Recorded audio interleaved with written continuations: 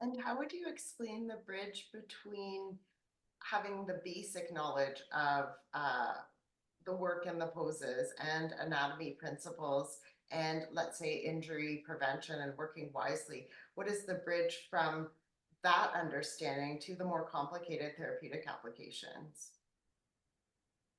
I think in the beginning, like yoga therapy, the basic understanding of yoga therapy could be very easy and very simple.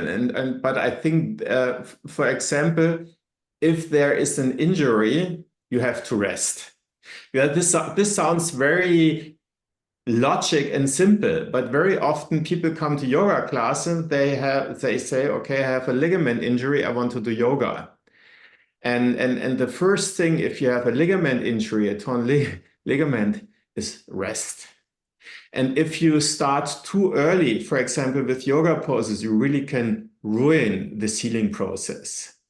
You know, sometimes, and then it's good to know when should we start and with what kind of poses. For example, with a ligament injury in the foot, what are the first poses we should do after a certain time? For example, there should be 6 weeks rest or 3 or even more than 6 weeks, 3 months rest. The longer the rest, the better. And then you start doing yoga. So this is like it's not big yoga therapy, but it's like one very easy and specific understanding when to start doing yoga therapy. And the other thing, what should I expect from it? So another completely different example would be cancer. Yeah, which will not be the topic of the workshop. So, but it's like, and there's a very good book from Lois Steinberg about Iyengar yoga and cancer. But some people expect if I have cancer, I do yoga and the cancer is gone. That's not. The cancer, like you start doing yoga with very, very restful poses in the beginning, and the main thing is the therapy you get by your doctors. And then slowly, you integrate the yoga to the therapy.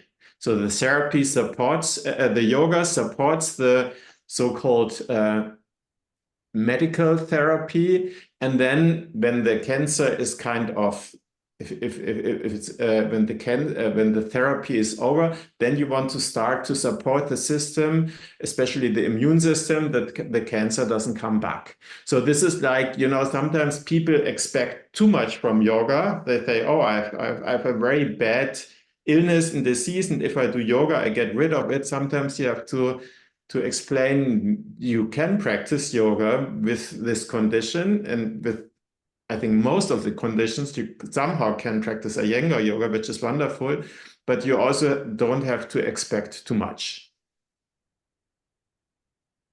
If that makes sense.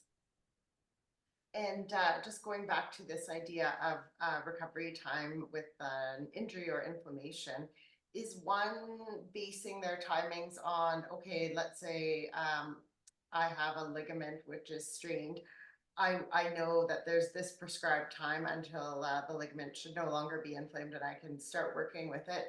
Or is it something where we actually feel, okay, it's no longer sore in the same way, so now I can begin my practice? Is that something where there's a set amount of time, or are we to be able to feel ourselves when the appropriate time is to begin? I think both. Okay. You know, some people really have a very good feeling and then they know, oh, okay, now I can start working on this. And it also depends how experienced I am. For example, if you have a torn ligament in your foot, for sure you can do your inversions, but you have to, going up and going down, you really have to be, you know, how to kick up with a healthy leg and come down on the healthy foot. And then you immediately can start doing poses that do not influence. For example, if you do head inversions, the torn ligament of the foot doesn't care. Actually, it's good for the leg because all the swelling goes down. But if it's a beginner and he doesn't have a good either body feeling or no experience in Iyengar yoga, he really should stick to this like 6 weeks or 3 months, because whenever he does something, it could be could worsen it. So depending on the experience on a student, depending on the also some people have a better connection to the inside and some people do not have a better connections, and therefore we as yoga teachers have to also tell or feel how far the students are, and also give the, if we are lucky, the correct advice. Yes, and I think as Iyengar yoga teachers, we've learned one of the general principles of therapeutics is to often work around the area, which is, has the problem basically. So we're not, necessarily going directly to the area that has the problem. We're working around it, and that can kind of create different effects in a healing environment for the given situation. That's correct, and the way we do it. Yeah. Very That's correct. good.